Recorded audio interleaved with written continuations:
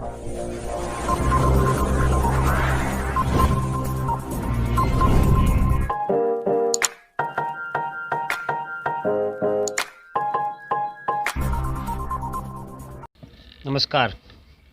आप देख रहे हैं यंग तरंग। मैं राकेश चौधरी। संवाद हमारा जो स्पेशल प्रोग्राम है उसमें आज हमारे साथ हैं डॉक्टर उदित राज जी, भारतीय जनता पार्टी से पूर्व सांसद और वर्तमान में कांग्रेस के नेता, और दलित राजनीति का अगर हम देखा जाए तो एक बहुत बड़ा चेहरा भारत की राजनीति में। सर, सबसे पहले आपका स्वागत है। धन्यवाद जी। जी सर, सबसे पहले सर हम बात करते हैं टूल किट मामले को लेकर के।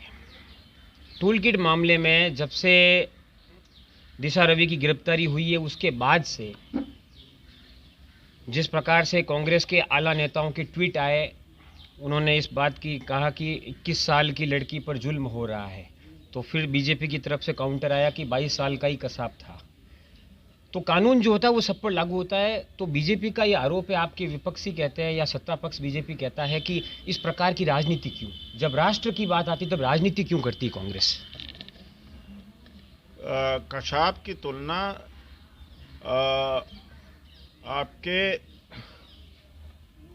ये जो मिश्रा है कपिल मिश्रा से की जानी चाहिए। जी सर। वो तो मानवाधिकार की कार्यकर्ता है, वो तो देश के भले में कर रही है। जी सर। जब तुलना ही गलत है, यही हालत है भारतीय जनता पार्टी वालों का कि जब डीजल 60 रुपये और पेट्रोल 70 रुपये लीटर हुआ करता था तो भागे भागे जंतर मंतर पर और सड़क पर आंदोलन करने लगते थे। जी। अब 100 रुपया पेट्रोल हो गया तो कहते हैं तो ये तो विकास हो रहा है। जी। तो वही हालत इनकी है जी। कि जो अच्छा काम करे, जैसे जो कोरेगांव से संबंधित जितने लोग जेलों में बंद पड़े हुए हैं फर्जी, जी। इसको भी फर्जी। तो इसका मतलब कि जितने बीजेपी के आईटी सेल के लोग हैं वो सबको जेल में डालना चाहिए। यही काम वो भी कर रहे हैं, बल्कि इससे खराब काम कर रहे हैं। तो तुलना करिए तो सही तुलना करिए। जी। कसाब की तुलना कपिल मिश्रा से हो सकती है, क्योंकि कपिल मिश्रा के द्वारा दंगा भड़काने के बाद 54 लोगों की हत्या हुई है। जी। तो कपिल मिश्रा की तुलना करिए कसाब से। जी। दिशा रवि एक लड़की है 21-22 साल की। जी। और एक सोशल मीडिया ट्वीट से टूल किट के क्या मतलब होता है? गाड़ियों का भी टूल किट होता है, सबका टूल किट होता है। जी सर। एक एक्सरसाइज होती है, उसमें कुछ लोगों को एडिट करने संशोधन करने का होता है। टूल किट क्या है? ये है जी। ये मोदी जी की स्टाइल है। मैं आपको थोड़ा सा बीच में इंटरप्ट इसलिए कर रहा हूँ क्योंकि दिशा रवि बाद में कहती है कि हमारे ऊपर यूएपीए के तहत केस दर्ज होगा, इसलिए पहले ग्रेटा थंबर्ग को फ़ोन करके बोलती है कि आप ट्वीट डिलीट करिए। उसके बाद वो ट्वीट डिलीट होता है। इसके ऊपर क्या कहेंगे? 1964 में जी। पूरा पेज विज्ञापन अमेरिका में छपा और वहाँ के अश्वेतों ने अपने अधिकार के लिए विज्ञापन दिया और अखबार में बहुत सारी चीज़ें गलत थी। सुप्रीम कोर्ट में मामला गया तो कहा बोलने की आज़ादी ज़्यादा इम्पॉर्टेंट है बजाय कि ये त्रुटि। तो बात बोलने की आज़ादी है। आज मोदी जी के समय सही आदमी परेशान है, ईमानदार परेशान है, जिसका चरित्र है वो परेशान है। जी। और जैसे बंगाल में मुकुल राय, शारदा नारदा के जितने अपराधी हैं, जी सर, वो सब भारतीय जनता पार्टी में आकर के पवित्र हो गए। तो यहाँ तो निर्दोष और निहायत कह सकते हैं कि शालीन आदमी को ही जेल जाना पड़ रहा है। जी सर। तो ये तो इनकी स्टाइल है। और जो आप ये कह रहे हो जी। पुलिस वर्जन, जी।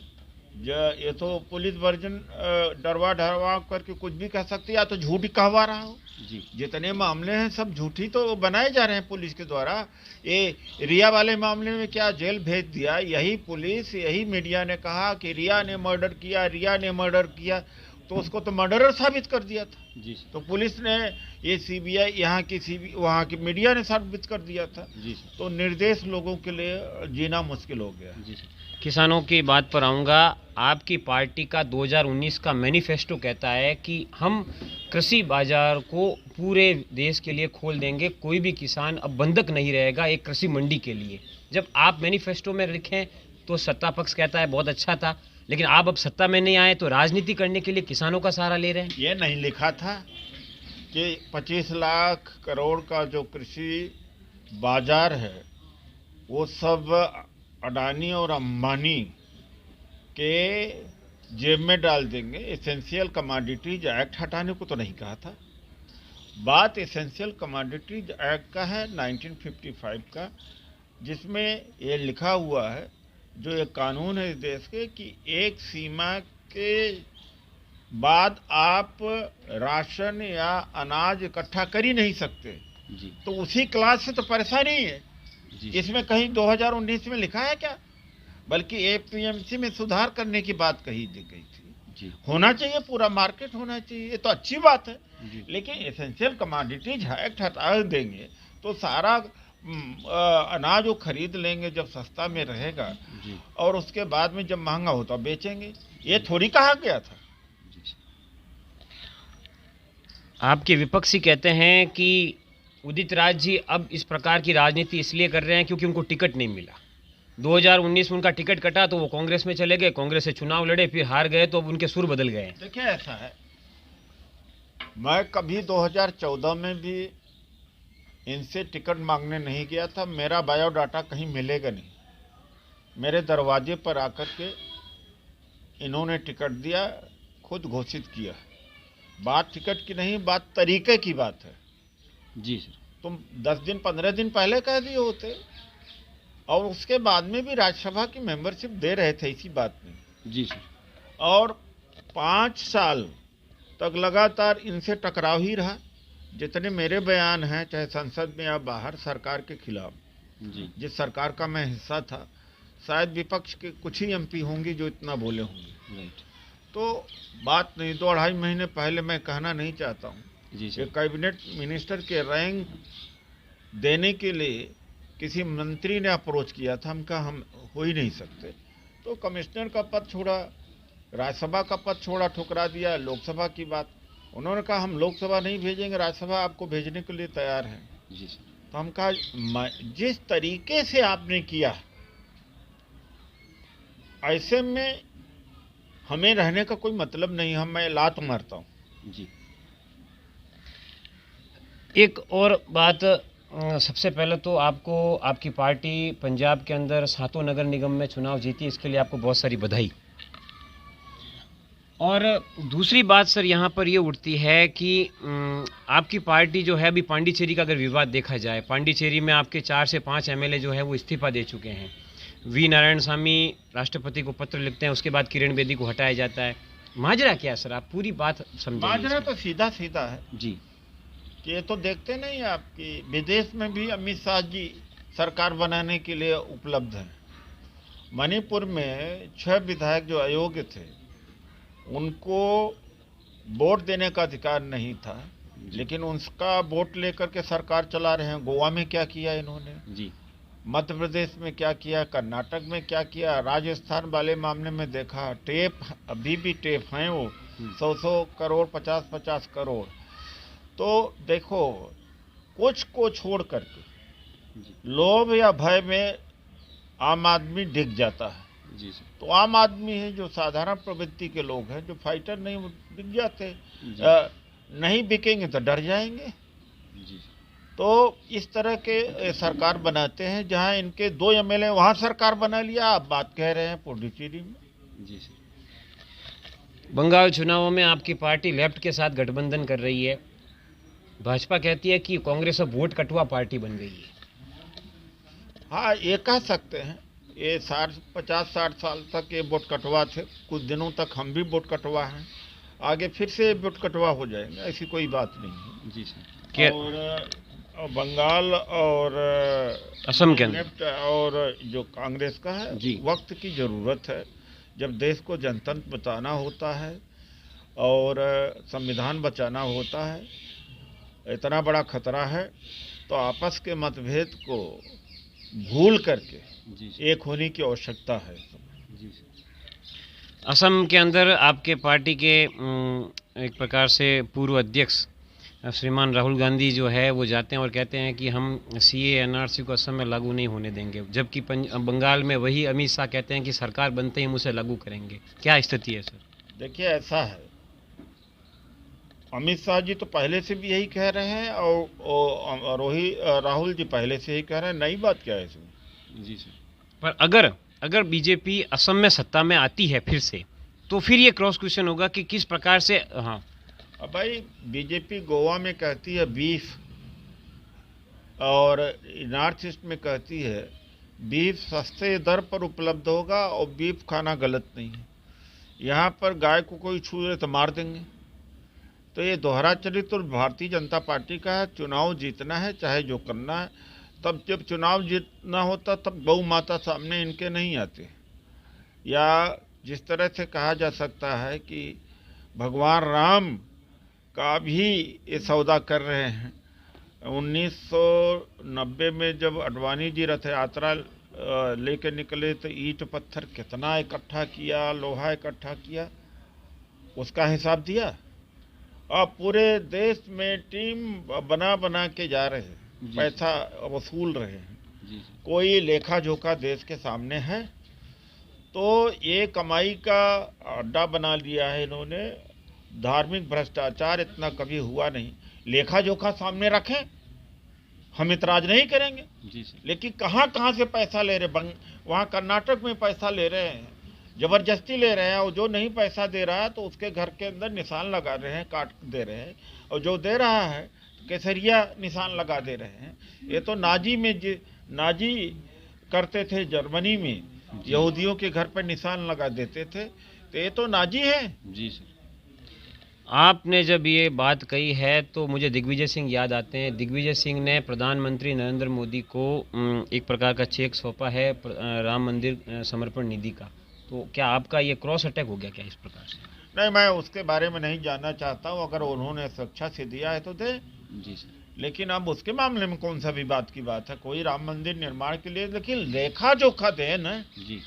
ये पैसा जा कहाँ रहा है? जी। कभी बीएचपी इकट्ठा करती है, बीजेपी वाले पे इकट्ठा कर रहे हैं, आरएसएस वाले इकट्ठा कर रहे हैं, ये लाखों करोड़ इकट्ठा कर चुके होंगे।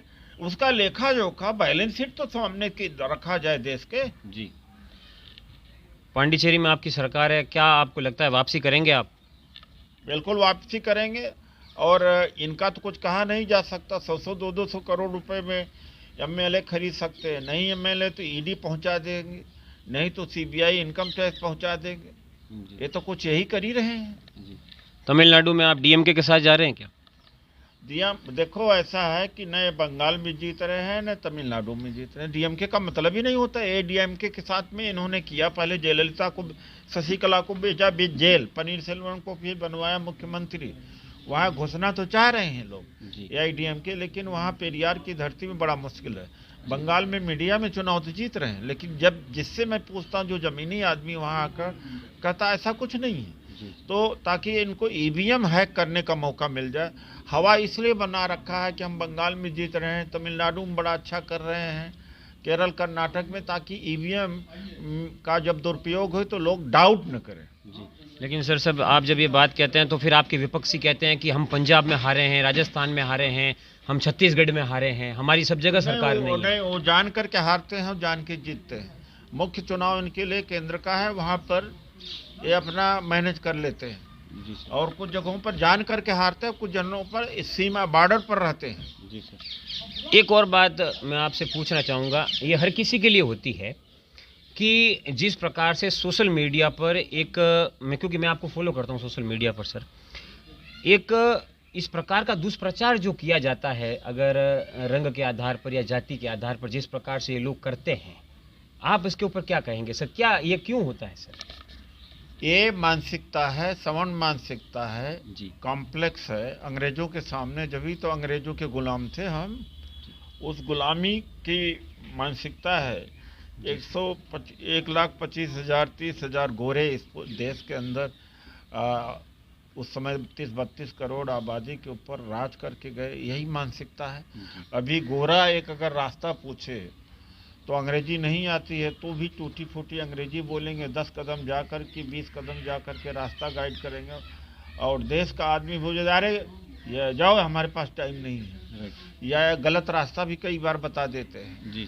तो ये जो पूरे मीडिया में बीजेपी आईटी सेल, कभी काला तीतर, कभी काला कौआ, ये सब कह रहे हैं, इनका ये वही मानसिकता है जी, मानसिक दिवालियापन। मानसिकता यही है इनकी। आसावली लड़की की शादी नहीं होती जी, तो हमारे ऊपर कोई फर्क नहीं पड़ता, फर्क इनको पड़ना चाहिए कि कॉम्प्लेक्स से शिकार हैं। ये जो कॉलोनियल मेंटेलिटी के शिकार हैं, इन्हें चिंता होना चाहिए, इनका चरित्र इससे उजागर होता है, मुझे तो कोई फर्क नहीं पड़ता। जी सर।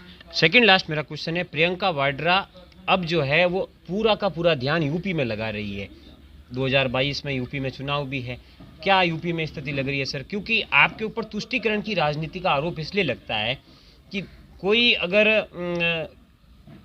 बीजेपी शासित राज्य में अगर कोई गैंगरेप होता है तो आपकी पार्टी के नेता फटाक से पहुंच जाते हैं, कांग्रेस शासित राज्य में अगर कोई गैंगरेप या इस प्रकार की घटना, दुर्भाग्यपूर्ण घटनाएं होती तो आपकी पार्टी के लोग जाते नहीं हैं। मोदी जी 2017 में जब चुनाव हो रहा था तो उत्तर प्रदेश में सबसे ज्यादा भाषण मोदी जी ने कहा कि लड़कियां सुरक्षित नहीं है, महिलाएं सुरक्षित नहीं है।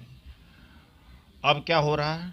तब आप भी उसी पार्टी में थे? नहीं, वो अलग बात है। तो मैं था, ये जो अयप्पन टेम्पल था सबरीमाला, उसके विरोध में मैं खड़ा हो गया था कि मुसलमान औरतों में बराबरी या उनको सम्मान या उनको अधिकार दिलाने की बड़ा फिक्र है आपको, लेकिन साउथ के एक मंदिर में मर्द प्रवेश कर सकता, औरतों के लिए वर्जित था। सुप्रीम कोर्ट ने कहा दोनों के लिए खोल देना चाहिए दरवाज़ा, और बीजेपी ने वहाँ दोहरा चरित्र दिखाया, कहा नहीं, जो मंदिर की परंपरा है वो नहीं टूटनी चाहिए। तो ये तुष्टीकरण ये नहीं करते, तुष्टीकरण तो यही करते हैं।